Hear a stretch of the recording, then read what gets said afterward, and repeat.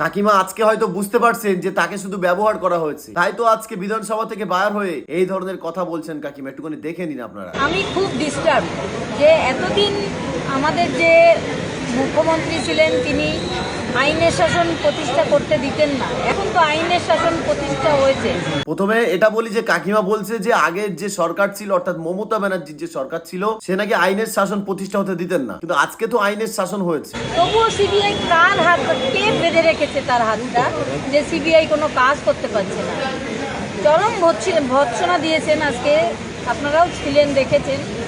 আমি তো সত্যিই খুব ডিস্টার্ব, কথা বলার ভাষা হারিয়ে ফেলছি।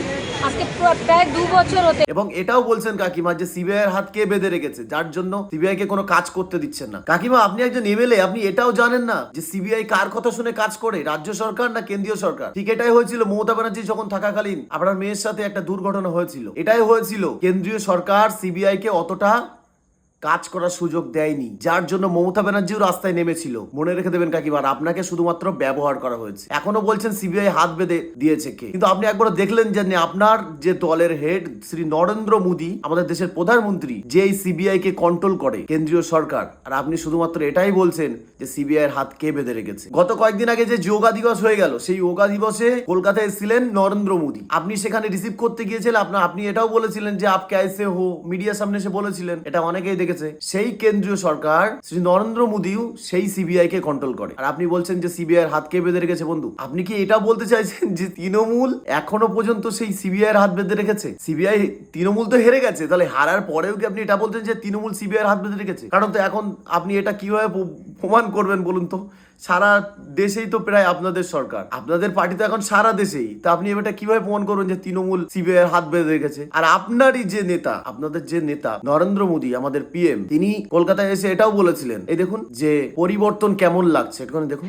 পরিবর্তন ভালো লাগেছে তো। এবার পরিবর্তন কেমন লাগছে একটুখানি সেটাও দেখুন। এসএসকেএম হাসপাতালের স্ত্রীরোগ বিভাগ, এই হচ্ছে স্ত্রীরোগ বিভাগের ওয়ার্ডের ছবি, যেখানে প্রসূতিরা চিকিৎসাধীন থাকেন। প্রসূতিদের শুধু হসপিটালের ভেতরে জল ভরে গেছে যেখানে মায়েদের রাখা হয়। এখন বলছি এ তো সামান্য কিছু, এখনো তো বর্ষাকাল সেইভাবে নামেনি। এখন কোথায় সেই রিপোর্টার সন্তুপন বাবু? দেখুন একটুখানি ভিডিওটা। আরে আগে কিভাবে রিপোর্টিংটা করতো একটুখানি দেখুন। হাসছে কলকাতা, মরছে জনতা, আর মমতা বন্দ্যোপাধ্যায় জয় খেলা খেলছেন। এইভাবে গোটা বাংলার মানুষ আজ প্রশ্ন করছে, মানুষ যাবে কোথায়, বাঁচবে কিভাবে? গোটা কলকাতা শহর আজ ভাসছে, আর মমতা বন্দ্যোপাধ্যায় বলছেন উত্তরপ্রদেশ, বিহার থেকে জল চলে আসছে গঙ্গায়, তাই নাকি বাংলা ভাসছে। দেখেছেন তো সন্তুপন বাবু কিভাবে রিপোর্টিংটা করতো? তৃণমূল সরকার থাকাকালীন সন্তুপন বাবু এইভাবে রিপোর্টিং করতো। আর এখন সন্তুপন বাবু, আপনি তো একজন এমএলএ, এগুলো আপনার দায়িত্বের ভিতরেও পড়ে। রিপোর্টিং তো দূরের কথা, একবার আসুন, এসে দেখে যান এগুলোর কি অবস্থা হয়েছে, নাকি শুধুমাত্র ক্ষমতা লোভে এগুলো রিপোর্টিং ছিল। বর্ষাকাল নামলে কি হবে বুঝতে পারছো কাকিমা? আপনি এখনো বুঝতে পারছেন না যে আপনাকে ব্যবহার করা হয়েছে, শুধুমাত্র বুঝেছেন আপনাকে ব্যবহার করা হয়েছে। যাই হোক, ধন্যবাদ তোমাদের সবাইকে। কাল আবার কথা হচ্ছে বন্ধু। শরীরটা খুবই খারাপ, ভীষণ জ্বর আর সর্দি হয়েছে। সকলে অনেক ভালো থাকবে।